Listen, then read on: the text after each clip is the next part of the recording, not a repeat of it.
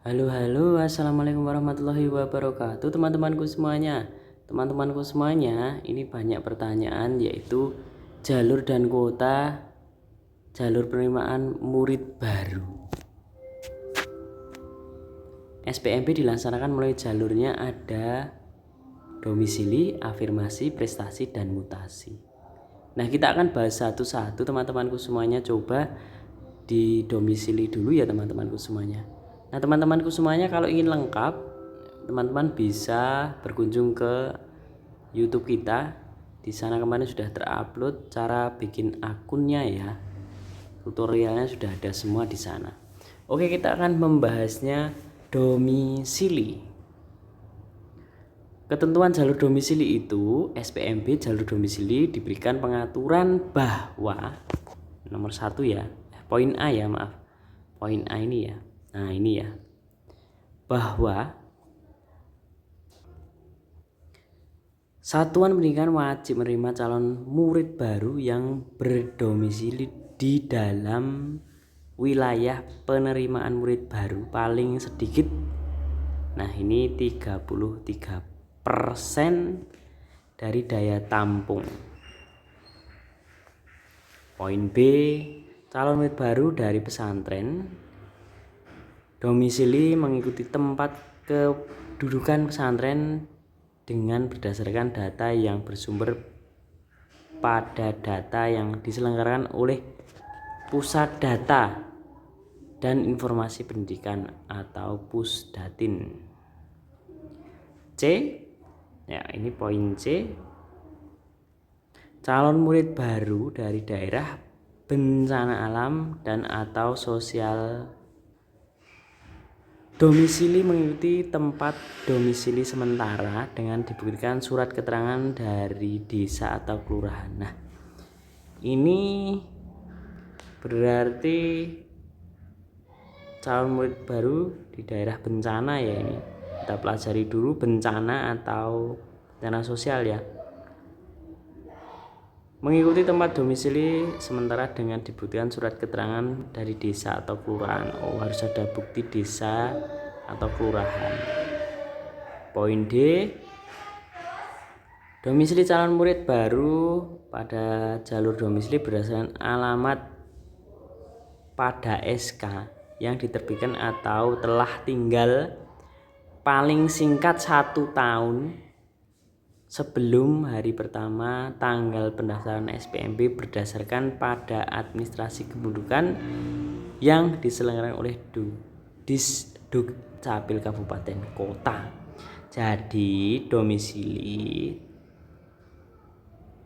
jalurnya domisili itu KK yang diterbitkan syaratnya ya, atau telah tinggal paling singkat 1 tahun sebelum hari pertama tanggal pendaftaran SPMB.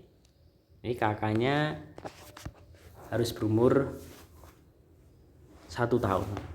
Nah, poin E, apabila kurang dari 1 tahun terjadi perubahan data kakak yang tidak menyebabkan perpindahan, tadi tidak ada perpindahan domisili, kakak tersebut masih dapat digunakan sebagai dasar seleksi jalur domisili.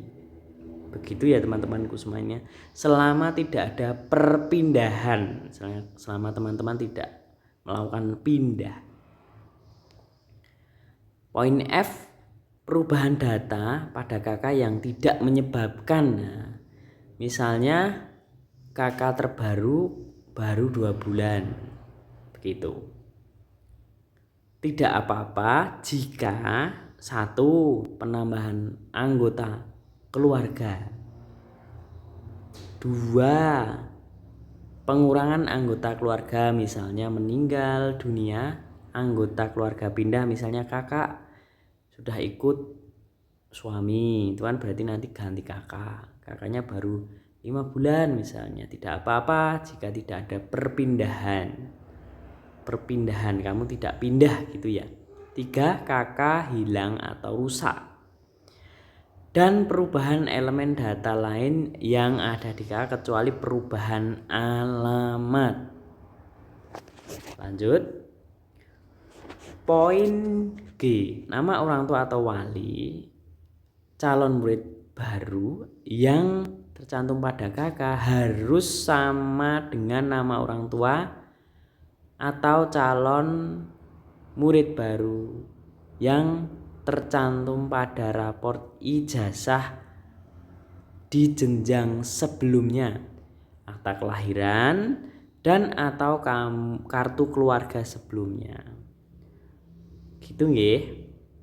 Poin selanjutnya, dalam hal nama orang tua calon murid baru yang tercantum pada KK, dalam KK terdapat perbedaan.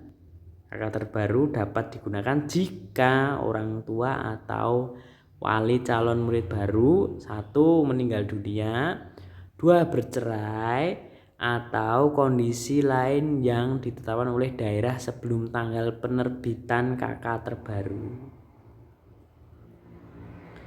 Poin selanjutnya, poin I, orang tua atau calon wali murid yang meninggal dunia atau bercerai sehingga nama orang tua atau wali calon murid baru yang tercantum dalam KK terdapat perbedaan, maka dibuktikan dengan akta kematian atau akta cerai. Poin C, dalam hal KK tidak dimiliki oleh calon murid baru karena keadaan tertentu, yaitu karena adanya bencana alam, bencana sosial, maka dapat diganti surat keterangan domisili yang diterbitkan oleh pihak berwenang ya tentunya. Lanjut, poin K, dalam hal perubahan KK karena perpindahan domisili, status hubungan dalam keluarga, pada KK calon murid baru setelah pindah adalah sebagai anak dan atau anak yang diasuh oleh panti.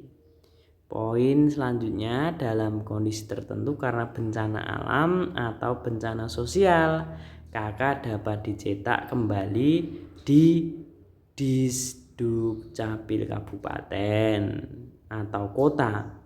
Poin M, penetapan wilayah penerimaan murid baru diumumkan paling lambat 1 bulan sebelum pengumuman secara terbuka pendaftaran SPMB.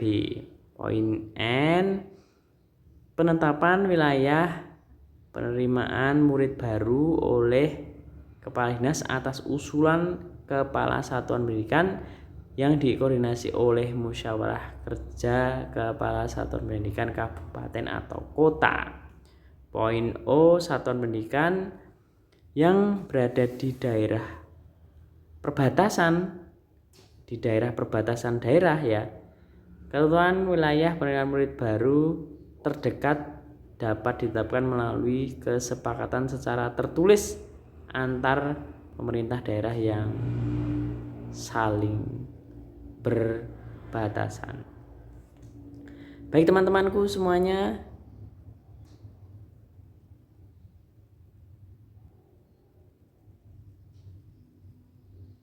itulah informasi yaitu ketentuan jalur domisili. Simak channel ini terus untuk informasi-informasi selanjutnya. Terima kasih.